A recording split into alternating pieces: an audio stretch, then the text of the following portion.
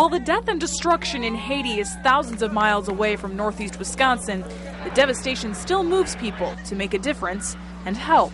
I was bawling my eyes out and I said, I got to do something. Musician Christy Goddard partnered with the American Red Cross Lakeland chapter to coordinate an 11-hour performance by local artists at Tom, Dick, and Harry's in Ashwaubenon. It's been 18 days now after the efforts, and the pictures are going out of the media.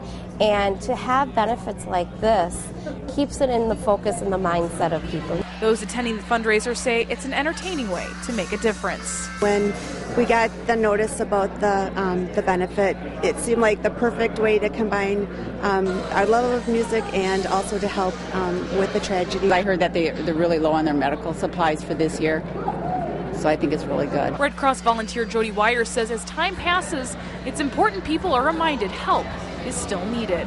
Well, the needs are still there.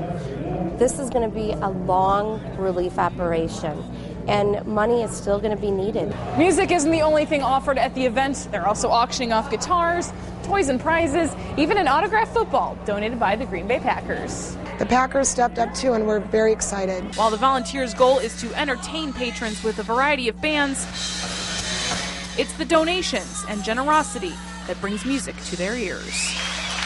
In Ashwaubenon, Kristen Crowley, Fox 11 News.